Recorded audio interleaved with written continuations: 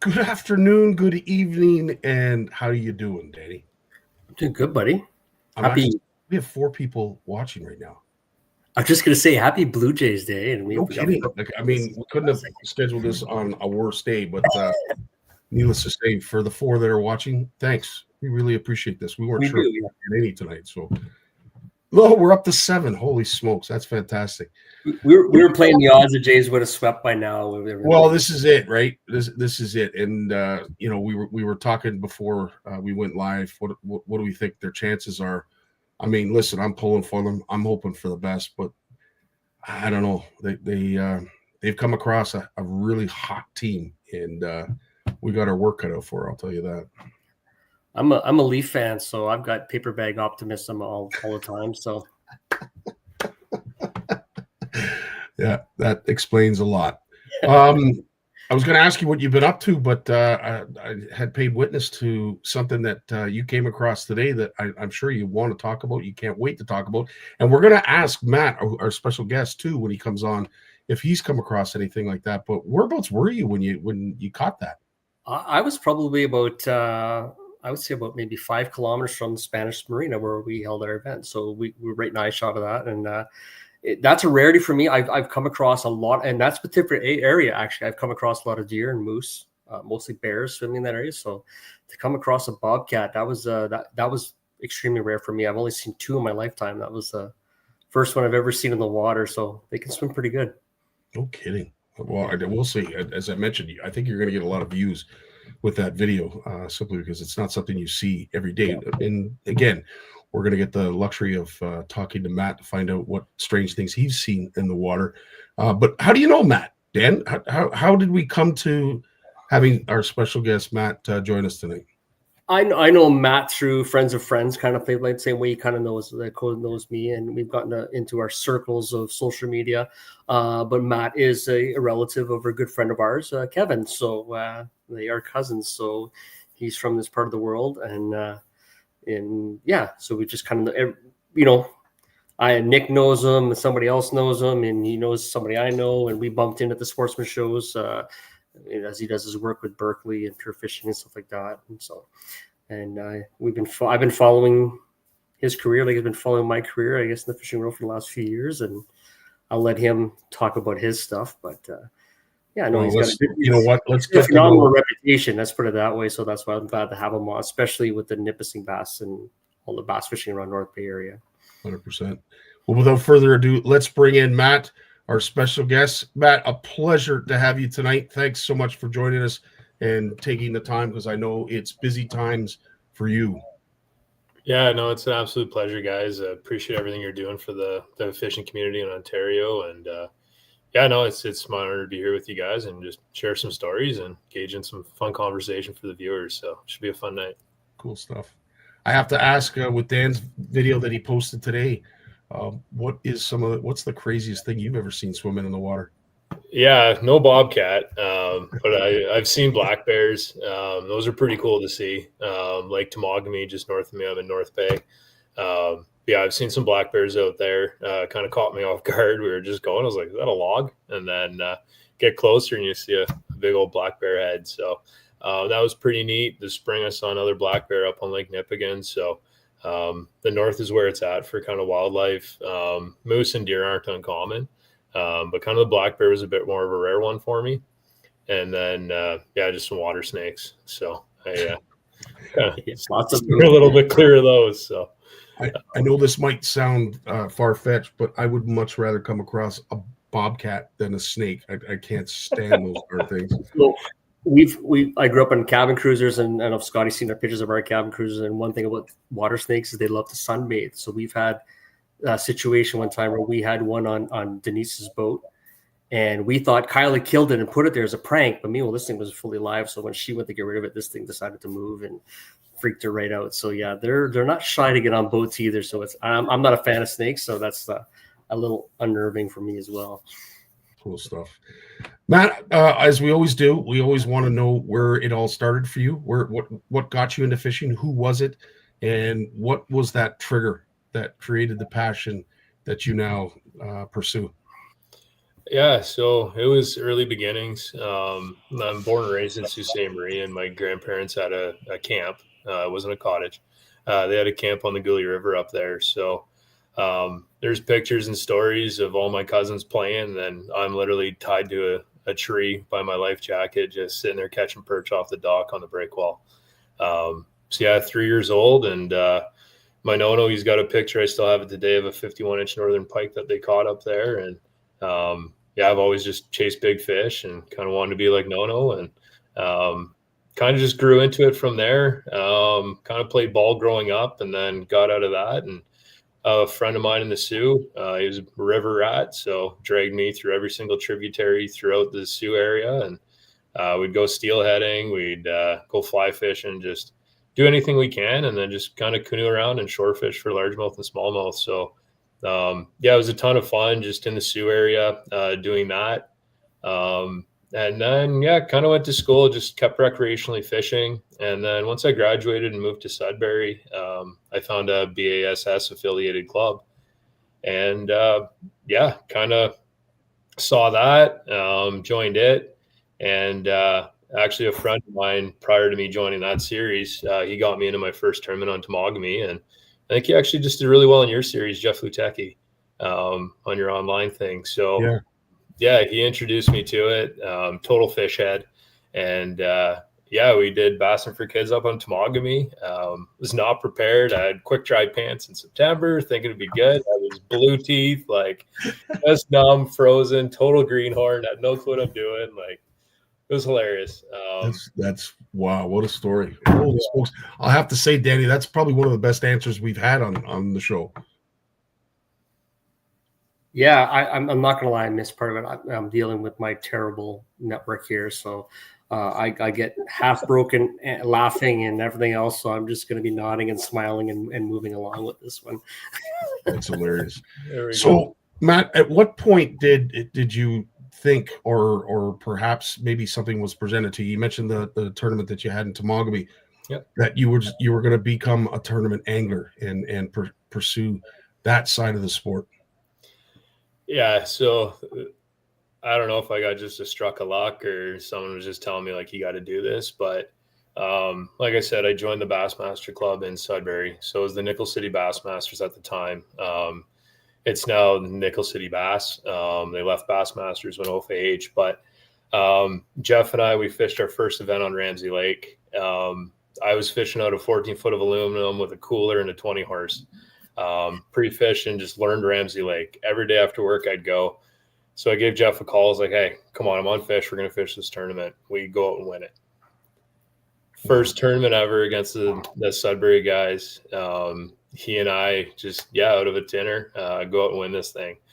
21-foot bass boats are blazing past us, and just, it was wild. I still remember calling a friend, being like, we won it. He worked at Ramaco's, and he just called my bluff. He was like, there's no chance. Like, you're totally pulling my leg. So that lit the fire there. And then the rest of their events were pairing events. Yep. So I reached out and I said, hey guys, like, I need a partner for Onaping. So got lucky enough.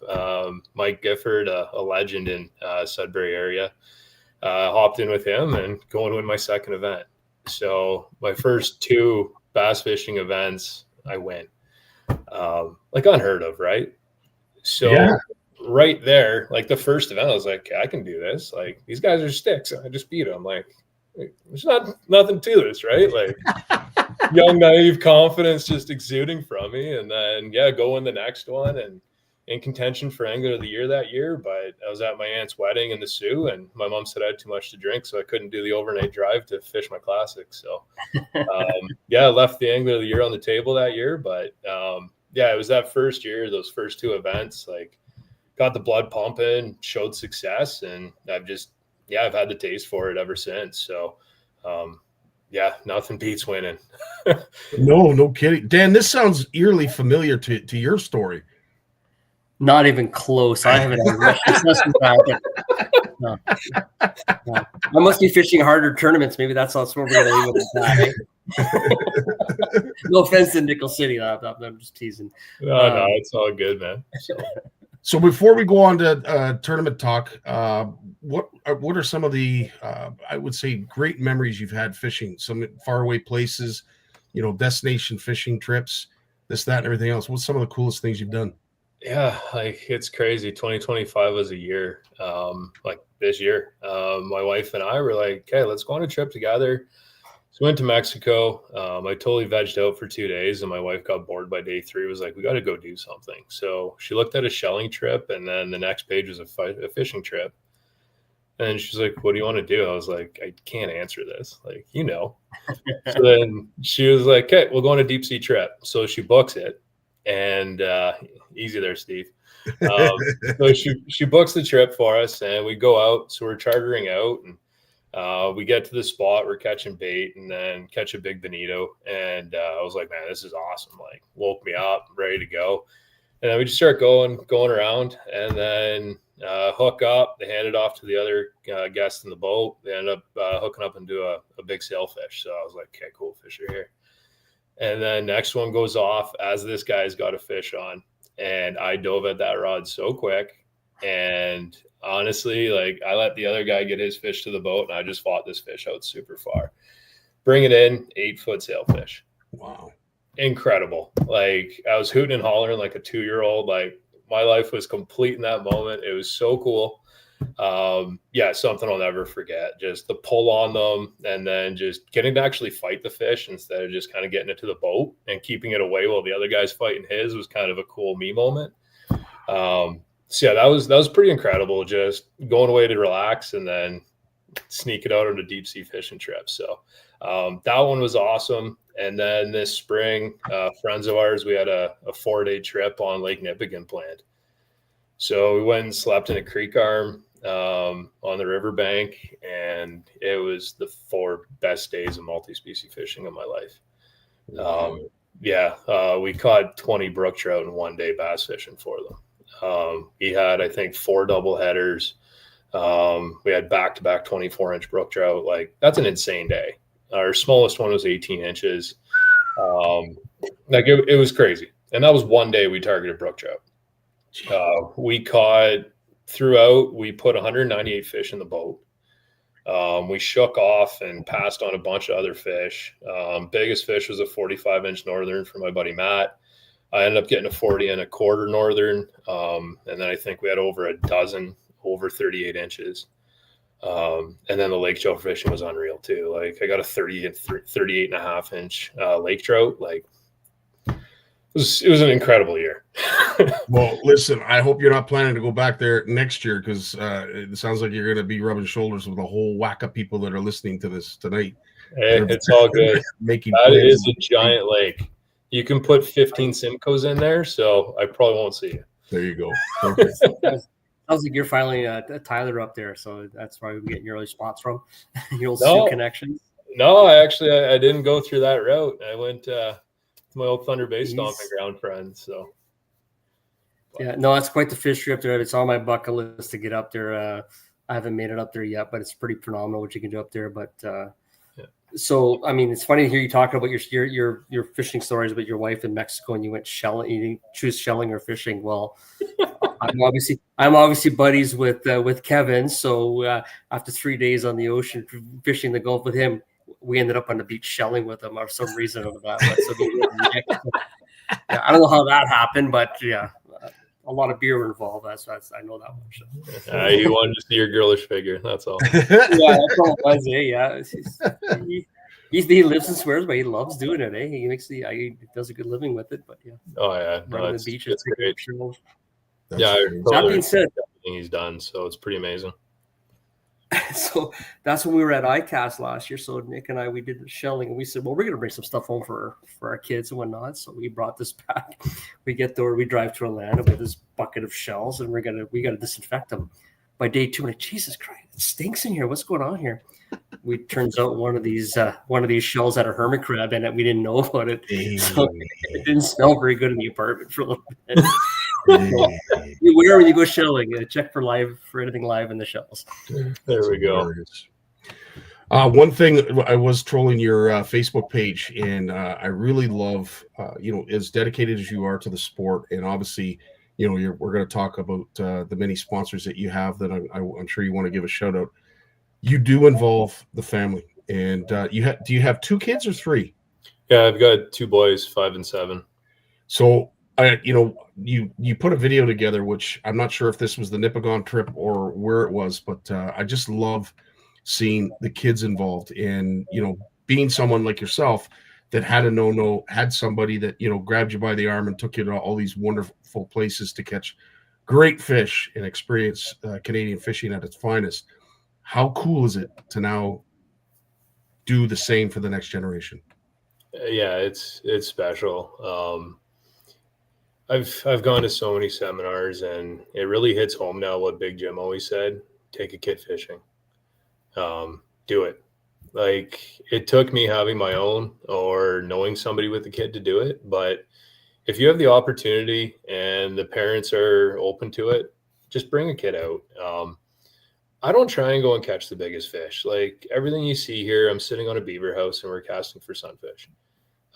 It's all about numbers and engagement, and then just making it fun. So that's the biggest fish my youngest has ever caught. Like, it was probably a 2.5 pound largemouth, and cast a catch all on his own. He was extremely ecstatic about it. And we just have a great time. So, like you saw in the first picture, we absolutely load the live well up with them.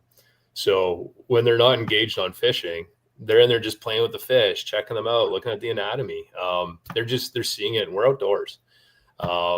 See a turtle swim by, we'll chase after it, watch them swim. So honestly, it's becoming more important for me to invest in my kids and time on the water with them, where I'm actually that's taking a higher priority over all my tournament fishing and my own personal success now. And it's just, I want to instill it in them. The values fishing brings, everything it instills on the water. Like, if I'm having a bad day or a bad week, my wife just looks at me. She's like, "We got to get you on the water, don't we?" I'm like, "Yeah, need it." So, yeah, it's just a special place for me to be on the water, and just trying to share it with my kids, and hopefully they get the love and passion with it. And fortunately for my wife, I think they're both catching it, so they're probably going to have the fish sickness, and we'll be out there kind of like Gary, who's on the line here with his son. They're always out there together, kind of a band of brothers. So That's so awesome. yeah, no, it's special. So yeah, we brought them up since well, actually, my youngest Ollie, he what was he? Would have been a month and a half old, and we did a fishing trip on Lake St. Joe's, or not St. Joe's Island, Manitoulin Island. We had him on the boat, and he was fresh. So yeah, it's cool. So, and then that's the OBN qualifier we had this year. They come out and support. My wife gets little team jerseys and stuff made. So yeah, no, it's good times. Well, I might not be Big Jim, but an old guy can give you some advice. You hang on to that girl, my friend. You hang on to her. She's something special. Oh yeah, no, for sure she is. So yeah, I'm lucky. So cool stuff. Go ahead, Dan.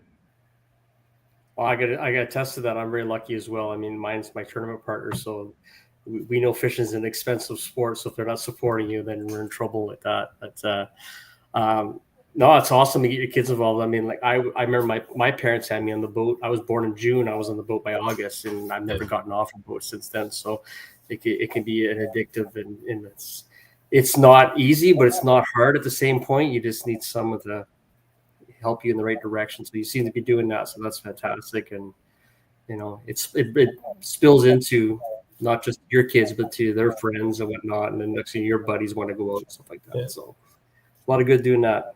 Oh yeah, it's fun. Like, friends of ours, their son asked if he could go fishing for his birthday if I came. So I got invited to a 5-year-old's birthday to go fishing with them. So yeah, it's pretty cool.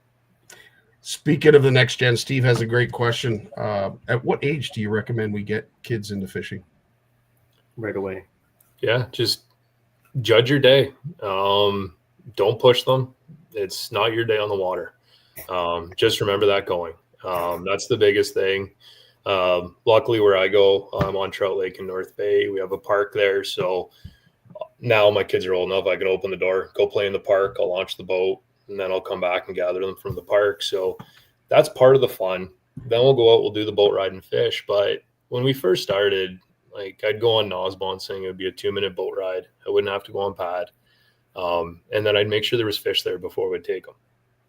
I didn't want to take them to get skunked, or because then they'd just be like, why did we go? So that's kind of my encouragement. Try and find small panfish. They don't have to be big. Just make sure that there's something pulling on the line, and then just gauge their interest at the moment. If they're kind of tapped out, or they're just showing signs of boredom, kind of want to go, take them for a boat ride, put some wind in their hair, bring them back, re-engage them, or do funny casts. It's just kind of keeping them on the boat, out in the water, kind of showing them those things. So, and then in the backyard, I put a screw lock and a lure on, and we cast them into the trees. It doesn't have to be out on the water, right? So we have casting contests in the backyard. It's absolutely hilarious. So neighbors look at me funny, and I love it.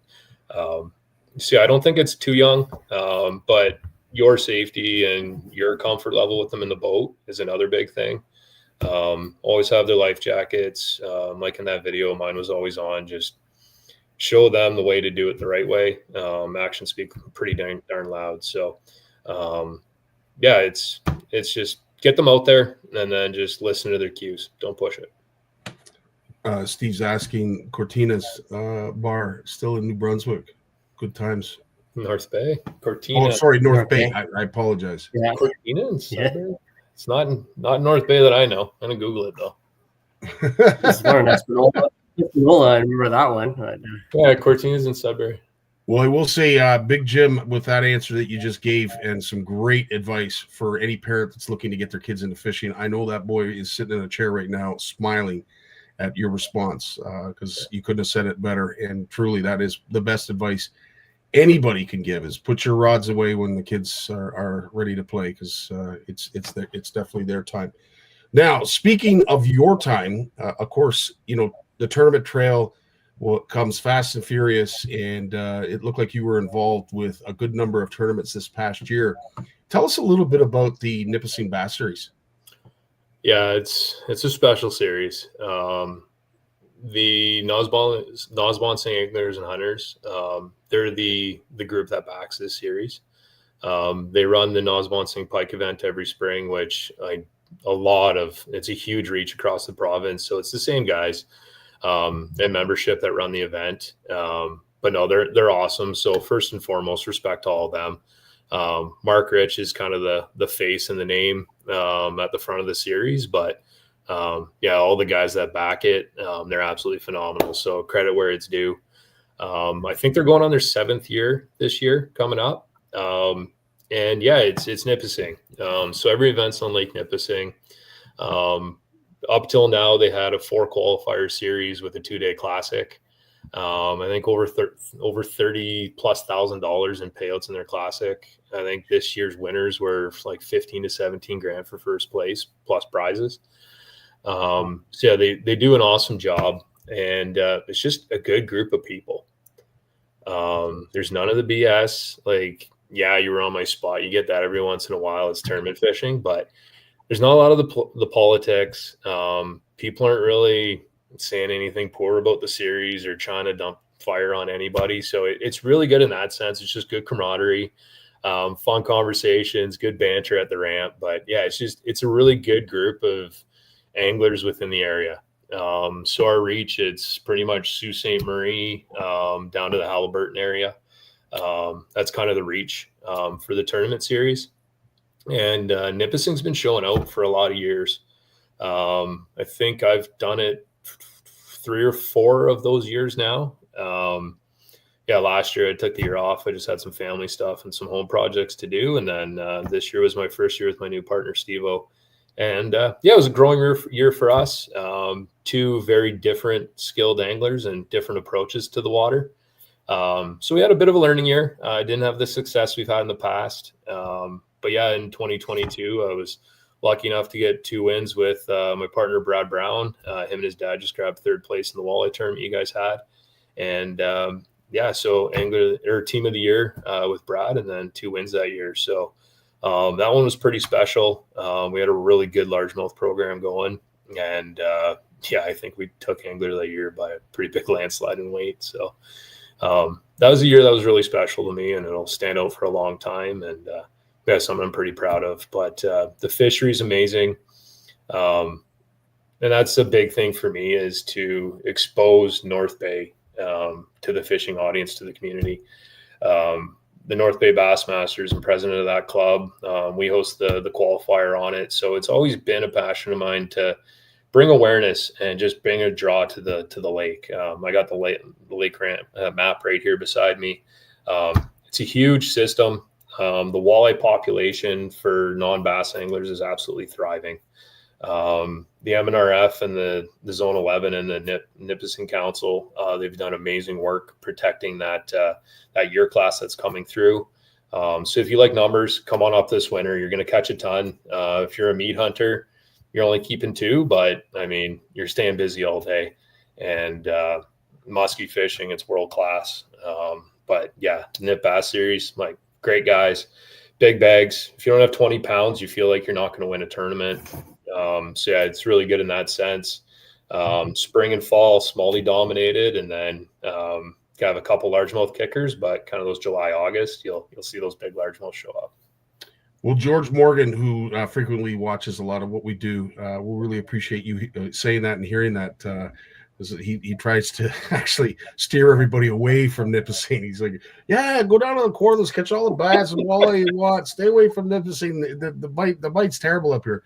But yeah, there has been some fantastic work. And I know when it comes to the walleye, changing the slot limit on Nipissing really helped when it came to time on the water and the number of fish that folks would have to go through to get a catch limit. So, it's great to see that we're willing to sort of move that line when it needs to be moved. And in this case, it is paid off for not only recreational anglers and tournament anglers, but the First Nations folks as well. Yeah, definitely. I sit on both Zone 11 and Nip Bass councils. It's not a position I take lightly. It's actually an honor to be a part of it. So just to hear their stories, I came onto it after they went through the changes. But just to hear what they did to go through that and how important that 1 year class was. Honestly, in my opinion, it's just been amazing to watch it. When I moved here, it was just feast. Just go and catch your 4, take them home. It wasn't hard.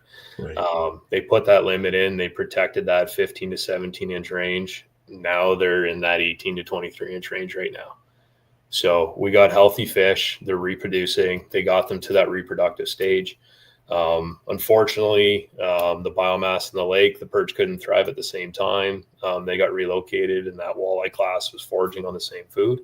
But the perch population came back last year and showed up in numbers, or maybe I just couldn't find them. Walleye might have pushed them out, but yeah, huge success. So Nipissing's live and well. So any of the viewers tonight, or anybody that catches this later, come on up.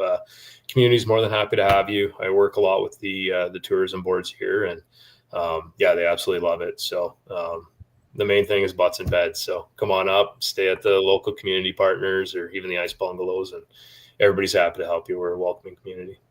Amen. And Nipissing, it's great to hear that the perch population came back like it did, because that is a big concern down here in the Lake Erie area, that we're hoping that the perch population rebounds, because the walleye population has never been what it is right now. It's absolutely redonkulous how many walleye are running around in Lake Erie, but unfortunately it's at the plate of the perch. So hopefully we have a Lake Nipissing story to tell in the coming years. Dan, you were going to say something. Well, the other thing comes to mind from Lake Nipissing that I've always heard of and I've always wanted to experience, but is the white bass and crappie fishing out there as well, especially in that Sturgeon area, Sturgeon Falls area. You hear a lot of guys talking about that, especially in the springtime, right? So, yeah, white bass, 100%. I can't confirm crappie being in there. Don't see them in the main. Towards the Cache area, I think it's more on that.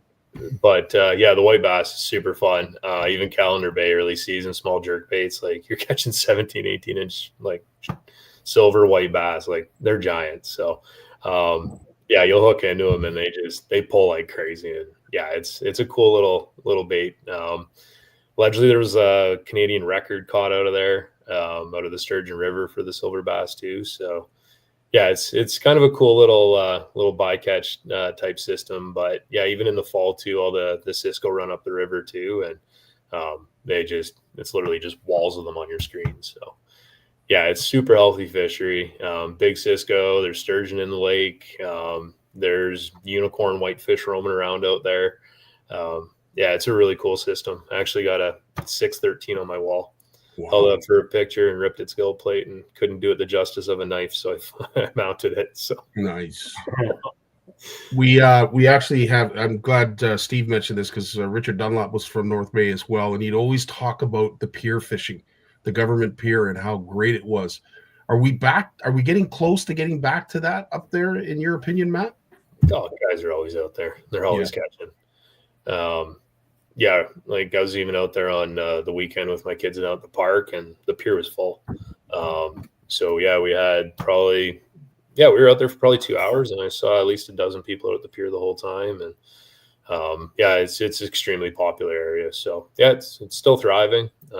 Sometimes they're just outside of a cast reach, but Steve, my tournament partner, he'll kind of sit there and live scope them and make the people feel bad on shore and tell them not to. But the dreaded live scope, the dreaded live scope. So getting back to the tournament, one thing that we talked about before we went live, fortunately, there was some news, unfortunate news shared about the Kiwanis Walleye tournament down the Bay of Quinte. It's unfortunately going to have to cancel this year. And Dan and I can attest that, there has been sort of a downward swing when it comes to numbers competing in tournaments, and for a number of reasons, and we can get into that if we desire. But with the Nipissing Bass Series, are you seeing a pretty steady amount of contestants? Yeah, we were. It was really good numbers.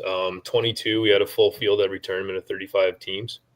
So that's 70 competitors committing to the full series. There was a bit of a turn down the following years. I think those teams that went all in 5 years back to back, they had a little bit of burnout. So they kind of pulled themselves back, and fishing a full series and being competitive is a lot of work. Yeah. It's not just showing up to those dates you showed. It's the days, weeks leading ahead. It's staying on fish, following your patterns, time, money, energy. Nothing's getting cheaper in our economy right now. So it's kind of tough. Last year, we still had 20-ish teams every event, like high 20s. So they were doing good. But they adjusted this year. Nip Bass saw, they listened, and they've reduced down to 3 qualifying tournaments and their classic. So instead of the normal 4 qualifiers, they went down to 3, and it's been very well received. They just posted the other day that the membership's extremely happy about it. So yeah, they're adjusting to their membership, which I think is good. Like you said, there's tons of tournaments going on. Yeah, we've got Huron Bass to the west of me. We got the club that I'm a part of, North Bay Bassmasters, kind of the grassroots club in town. We got Northern Bass Circuit up north. So we got a slew of them, plus top 50, and then NWTs. Like, the North is strong with tournaments, and I don't think people realize like how much opportunity there is up here. Like, I left out Nickel City Bass, like they got me started. So we've got a huge reach, and yeah, it's just, like I said, I think it's just angler fatigue to a point. Staying competitive is hard. And it's not cheap when you're running a bass boat. You're $150, $200 bill for a full tank just to fill up on a pre-fish day. So, yeah, I think just all those things involved. Yeah, just kind of things are happening. So, 100%. Dan, you can speak a little bit to the grind that Matt is describing. You kind of hit the nail on the head, especially in Canada, like from a professional angler standpoint. It doesn't pay the bills. I mean, you're most, like in the US, guys that can be consistently in the top 30 in some of these larger tournaments can actually make a living doing that, can actually take time off work to spend the whole summer doing that. So everybody doing here, whether it's a walleye event or it's a bass event, they've got to be at work on Monday morning. So they've got to take that time off work and everything else. So it becomes a financial burden and stuff like that, which is unfortunate because I think we have some phenomenal anglers that are being financially held back, and tournaments are suffering for that. And cost of living is for everybody. It's a global problem now, but yeah, we all see it, feel it. So my hat's off to everybody who's dumb like us, that spend the money and show up at a tournament and go for it. You know what I mean? With that meme, I spent $50,000 and I walked away with a $200 check or something like that. So yeah, the old Tuesday nighter. Yeah, exactly. Yeah. So true. I do have to speak to the club tournaments and how important they are for young anglers to get involved in the competitive side of fishing. To you, Matt, would you agree? And is it club tournaments sort of that entry level, that springboard to where you are now? It's the only reason I'm here. If Nickel City didn't start, I don't think I'd have what I have today in this industry. It's instrumental. And when Nickel City, and I was there and part of the executive for a few years, and there was some discussions, and I was part of it when they went with OFAH and kind of split off to the team series, which they are now. And they had very good reasons, and I definitely respect everything they did. And then I moved to North Bay for work, and I was super happy to come here. I didn't know the area, never seen any of these lakes. So it was just an opportunity to kind of get in the boat and just kind of get acquainted. I wasn't out there to try and steal spots or anything like that. It's just kind of like, hey, I'm new. I don't know anybody. So it gives people like that, even if they're already starting to fish, an opportunity to come into the community, join a club, and you're putting a boat for 7-8 hours a day with someone. You're going to be friends or you're swimming. Yeah. So true. It helps in that sense for kind of newcomers to a community, but for that grassroots, just I'm kind of interested. Should I do it? It's fantastic. This year, I've got an example for you. We've got a couple military guys there came to North Bay. We've got some exposure, having hosted 3 qualifier tournaments. So the community knows us. We're kind of a name right there with Knit Bass Series. And they came out to our Bassmaster Classic watch and party and tackle swap. And they're like, man, this is cool. Let's just do it. So they end up joining. They both show up to tournaments with 1 rod each. It's great. One tournament, guys like, never caught a largemouth. I'm like, all right, scrap the plan. Let's go catch some largemouth.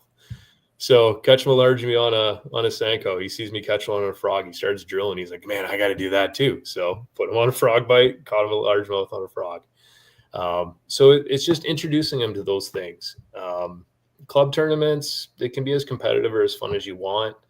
I've had a tournament where I didn't really know how to tie knots. So I sat down and showed him a uni to uni, and then I showed him how to do a snell, and he fished a wacky rig the rest of the night, and I didn't have to tie a knot again. And yeah, he's done that ever since. But it gives those opportunities for us to teach and kind of show people, give that exposure. You share a boat with different people. People are always like, oh, I'm so excited to fish with you, Matt. I'm like, man, I'm excited to fish with you. Like, let's go have some fun. And then they'll show me stuff. I'll show them stuff. It's really neat. And it's more of that fun tournament. Yeah. Like, you don't have to go and burn gas all week. You're not stressing about it. You're not like, I got to get a check to come home and have the family happy. It's like, no, I'm just going out with the boys. It's like softball league night. So I love that. It's just that camaraderie, the fun kind of aspect to it. And then we're sharing, and it's just a good group of people. And yeah, it's just bringing that next generation in too. It's that stepping stone. 16, 18-year-olds, we're getting them into the club now, kind of exposing them, showing it to them. And yeah, like I'm watching guys like get full tournament in. Like one guy, I think he graduated high school, went into trades, bought a boat, all in. Wow. Because of the club. So it's good. I kind of apologize to his mom. I'm like, I'm sorry we did this to him, but he's good. He's got the potential. He's got the drive. So it's fun in all those ways. So yeah, I absolutely love the grassroots clubs. And like I said, if Sudbury didn't have it, I wouldn't be here. That's awesome. There's not a chance. I'd still be running a bank or in a canoe or just who knows. Well, I will say this, we know Mayor Lisa very, very well, and she's definitely Dan's yin to their yang.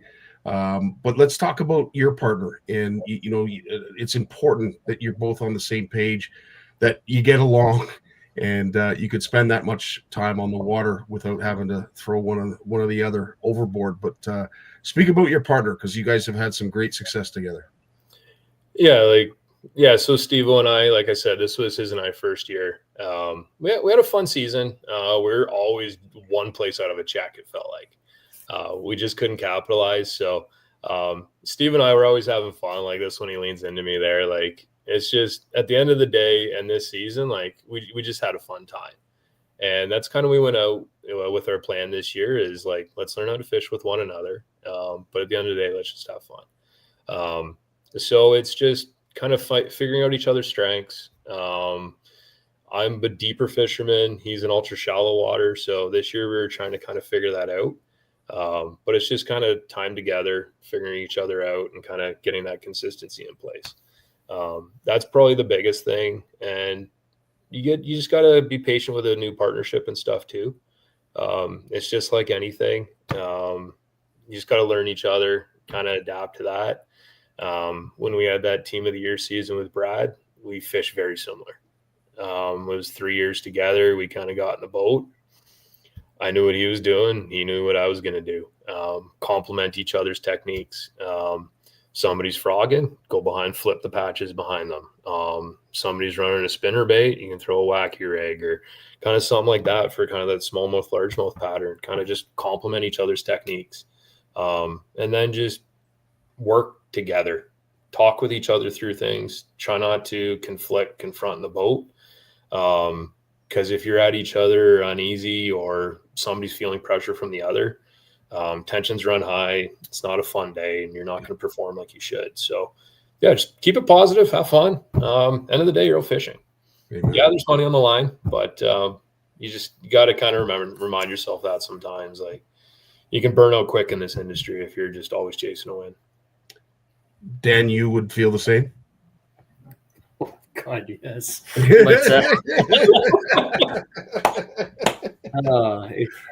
I mean, I was kind of thinking as he's talking, I'm going off on the simplest here. Like, we got hooked on tournament fishing, not just fishing. We decided to go one step further, the tournament side of things. And I don't know if Matt can attest to this, or even Scottie for you for that matter. But every time you're in a boat with somebody and they're out fishing you, it's not like, why are the fish not biting my line? It's like, what did he figure out that I haven't figured out yet? Because we've kind of figured out that it's about 80%, 85% skill, learnable skill, and about 50% luck. And it's not the other way around. So it's not just as matter, just fan casting and stuff like that. So you're always trying to figure out, what did he figure out? What did I figure out? Tonight was a good example. I went out, you see the bite was negative. Instead of just grinding to your techniques, you got to force yourself to do something else and push yourself. And it's hard when you're by yourself, when you have somebody else with you that's immediately complimenting. Like you said, Steve's a shallow guy, you're a deep guy, so you can immediately recognize that transition, those changes, and the bite patterns and stuff like that a lot easier. And trusting your partner is a big thing like that. When you're married to your partner, you tend to have a lot more arguments about the most ridiculous things. But she's listening. I know she's listening, yeah, and I can probably hear from the other room yelling at me saying that right now. But no, just kidding. Get the net. That's hilarious. Yeah, we haven't had too many. We've had a lot of get the nets and it's gone before it happens. I never lost it there. There she is. Yeah, it's funny. I'm not sure if you guys can attest to that. When you get into your partner, your pre-fishing compared to your tournament days, they can be so drastically different. And I know for myself, it's a mindset. Like you said, you got to keep. I lose train of thought real quickly that, hey, this is just fishing. At the end of the day, I know what I'm doing. I've done really well up to this point. And all of a sudden, you start looking at the clock. You start thinking about this, thinking about this here. And everything gets compressed. You have, okay, well, I got an hour on this spot. I got 20 minutes on this spot. I went up for 4 hours tonight, and I did better than I did during my own tournament, and I had 8 hours to do that. And it's just, it was so relaxed, so different mind thing. I don't know how to break those two sometimes, and I'm not sure if you have those kind of problems as well. Yeah, it's not easy. I think just with me getting older, fishing probably a couple hundred tournaments now. I don't know. Am I getting wiser or complacent? I don't know what it is. But that was kind of my outlook this year is just, I don't have time to pre-fish. You need to pre-fish to be extremely competitive. So I kind of pivoted to, all right, yeah, we're going to go have some fun. We're going to fish water. We're going to listen to the fish. We're going to listen to the conditions, and we're going to go and try and catch them. So that was kind of the biggest thing kind of going into this year for me. So I think I had a pivot in my mindset coming into it, Danny. If this was back in 22, we're going for blood every single tournament. If we don't win, like second's not good. So I've lived both mindsets. Both are good. You need that competitive edge. You need to be out to kill to be successful. Ask any successful athlete. And it's just your dedication and then your mindset. Like Gerald Swinder, positive mental attitude, keep it. As soon as negative thought comes in, get rid of it on the water. You got to stay positive out there. Like it's you, your mind, and fish. So yeah, it's tough. But it's kind of what you make it. So yeah, if you're out there and you want to win everything, you got to have a tough mind. Amen. I personally feel that the better I've gotten, the more walls I tend to hit. Yep. And I have to stop and look back and say, you know what, I'm a way better angler than I was last year alone. I was way better than the angler was 2 years ago. But the success came kind of early.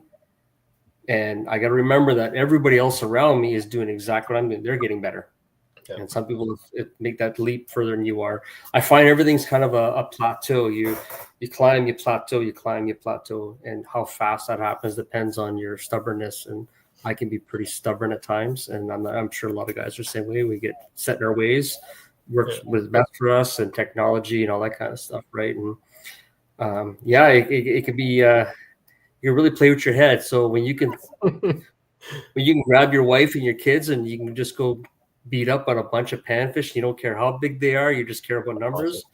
I enjoy that. That's what I love about like perch fishing. I just absolutely love that just for that reason alone. Yeah, maybe that's what changed me these last few years. Like kids are the best thing that happened to me. So maybe that was the pivot. Who knows? But it's fun. But like you've grown. You've exposed yourself to new techniques, new products, new items, new this, new that. You probably started, you had 5 rods. Now you've got 30. So you're overwhelmed with decisions. You're overwhelmed with content you've read, watched. You're overloaded. Yeah. And that is something I had to learn how to process out and kind of keep it simple. Like I had every color under the sun. Now it's a green pumpkin with a different color hue and a black and blue pretty much. And then I'm kind of fishing 2-tone kind of swim baits or kind of minnow baits now. So you can be as complicated and complex as you want to be. And then you just got to remember, just keep it simple. They'll still bite. Amen. So it's a wild world. Like, I mean, I've analysis paralysis myself into a world of trouble on the water. And then when it was done, I was like, oh, wow, I got 3 fish. That's awesome. Well, I have to say, Scott, you have probably the best comment of the night. Better to be addicted to a hook than a needle. I think that is so awesome. And on that note, of course, you went from being tied to a tree at 3 years old, catching perch, to tournament savvy and extremely knowledgeable angler. Did you ever think that you would then be representing companies? And I'm sure there's a bunch of companies that you want to thank for supporting you over the years. Yeah. Maybe I'll go back to how that actually happened. Like, it's just right time, right place kind of thing. I was with Fishbum. I think everybody in Ontario knows who Fishbum is. NPS, like they started this world of kind of get your discount, right? So I joined with Fishbum. They weren't far away from me by any means, and kind of got to know them. And Jen Fullard, she was my fish mom, like always a joke. Just a great team we had. And so I got on with them, and then Jen got a call from an outdoor agency looking for a freelance writer in the north. She gave them my name, and then I started writing. So I was doing freelance writing. So I was putting out 12 to 20 some articles a year, all for tourism groups, like Northeastern Ontario Tourism, Destination Ontario, like just covering everybody and anywhere. And just, if anybody on here is listening and looking how to get in the industry, just put yourself out there. just do what you can. Show up. Like I crawled the aisles at Ramaco's when I started, and people thought I worked there in the end because I was there so much. It's just kind of get to know people, get to know the industry, start talking. I was willing to write for free, and luckily I was getting a check to do it. So just sharing my knowledge, my freelance writing, that opened so many doors to me. Was just sharing my knowledge as much as I can and just helping encourage and grow the fishing community in any way that I could.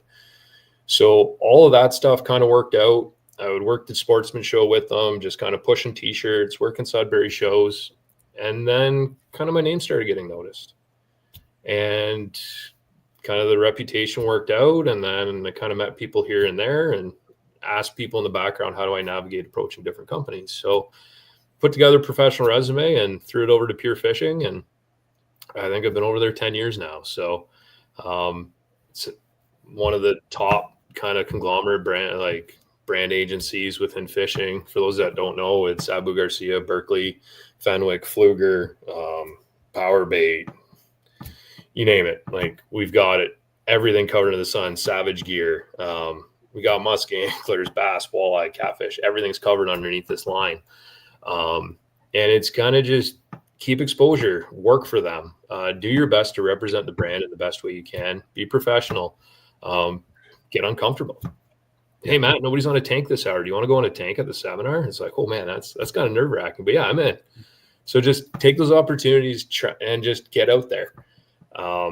So that kind of worked out. And the person that was at Pure Fishing at the time, he saw my resume. He liked it. He kind of moved on in his career and kind of gives me a call up. He says, hey, Matt, looking for a boat ambassador. You interested? So at the time, just had my kids. I was running a TR21 bass boat. I was going 68 miles an hour. Life was good. He reached out. I was like, yeah, it's time for a change. So absolutely honored to be representing Smokercraft Boats now. So it's just, I didn't actively pursue and go kind of over the hills and just like pounding on doors and repetitively hounding people. It was kind of just organic and just be you, but get out there, get exposed, and just be a part of the industry, be a part of the community, and things will happen. Into that. So yeah, that's kind of how it worked out for me. And then they'll bend over backwards to help you. So yeah, it's pretty cool. So great advice. Speaking of Fish Bum, did you ever attend one of the ambassador parties? Oh yeah. Oh yeah. My liver still hurts. That's about all we're going to say about that. Yep. Yeah.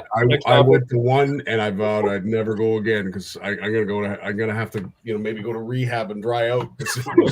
It was pretty epic. You talk about professionalism and what have you, but there is that underlying need to have fun. You got to enjoy what you're doing. Oh yeah.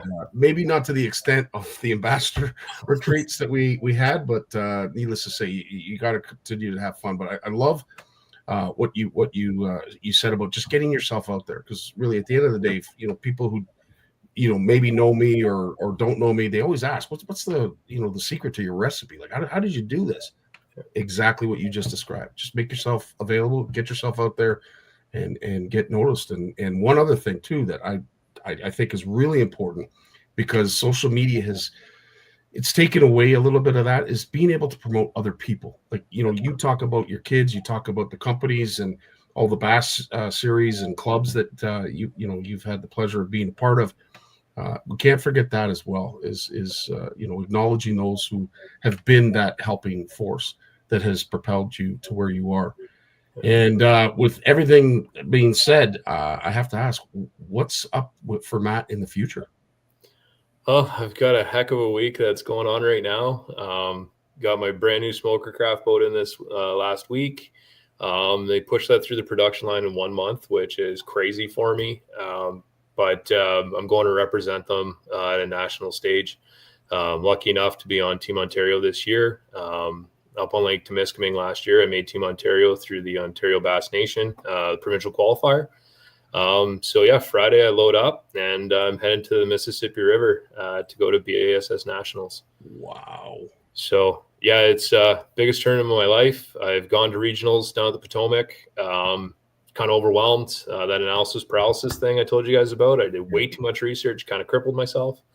So going in open-minded, kind of forced to. I've been rigging a boat every night until like 1 a.m. this week. So yeah, I'm putting all my Humminbird units and everything on the boat right now. And the Smoker Craft Contour series is phenomenal. Brand new release. It's fully painted exterior of the boat. Like, it's absolutely a head turner. So I'm super excited to get down there, kind of get myself in a good place for promotion. Last time I was down there, I was on one of the cover shots for Bass Times, or not on the magazine, but on their website on Bassmaster with the Smoker Craft aluminum. So yeah, it's exciting. Just go down there, represent the country, as crazy as that sounds. That's yeah, represent everybody who backs me, my family, my friends, people within the fishing community. I'm just excited to go down, wear that Canada flag with pride, and yeah, just do our best. So, but yeah, end of the day, I'm just gonna go down and have fun, enjoy the experience. If I get top 3, heck yeah, I'm going to the Classic.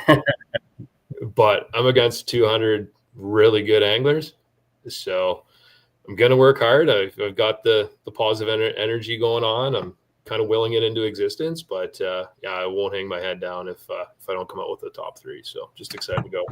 Well said. You don't have to beat the anglers. You just got to beat the fish. Exactly. So it's a crazy system. Yeah, I've unfortunately I've not made it down to the Mississippi yet. I don't know what pool you're going to be fishing. When 7, 8, and 9. It's insane. So you're down at the bottom more than anything. So it's going to be interesting. Obviously, we wish you the best of luck, and if you ever want a real challenge, we'd love to have you on the Walleye World for sure. So I don't know if you do.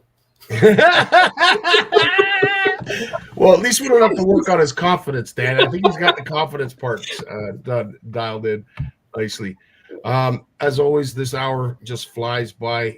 Dan, did you have any last words that you wanted to say before we go? Not much. I mean, I can attest to a lot of what Matt had to say, and I loved having him on. I wish him the best of luck, and you know, he hit the nail on the head when we're talking about sponsorships. Even to this day, we can all agree to the same thing, especially in Canada. It's a lot of it's done on our own dime, and it's just about getting noticed. You know, people may know my name now, but they didn't know my name 10 years ago. So you got to take the time and get out there and do it, and promote the brands and work with people. And you meet people like Matt, you meet people like Scottie, and next, one thing leads to another, and it helps you move up. So, he said it very well, and wish him good luck next week. And I'm a little jealous because I'm going to be probably sitting up at Gaver Lake with Nick Huxton hunting and freezing my ass off. So. Sorry to hear that. That's awesome. Matt, thanks so much for taking some time. I know you still got the boat to get ready and what have you, not to mention you got some kids and a wife running around, so you got family duties. But we will be pulling for you. In fact, I'm going to make sure that I troll your Facebook page to see any updates and where you might be on a leaderboard. But yeah, on behalf of all of us here, CFN and the POW'er Hour, thanks so much for joining us and taking the time tonight. Yeah, my absolute pleasure. So yeah, it's just great to talk to everybody and just share anything I can with the angling community. So yeah, I guess with that, go Jays go, right? So Amen. So we're looking good. They're pulling it out. So yeah, hopefully we can see 2 Canadians do well. So the team and then us down to Nationals. So well said, buddy. We'll get you back in a couple weeks to brag about how you did. Amen. Exactly. Hey, fingers crossed, but love to be back anytime, guys. So yeah, like I said, it's a privilege, and yeah, appreciate everything you guys are doing. Thanks, buddy. Really appreciate it. Dan, we'll see you next week, my friend. Absolutely. Peace.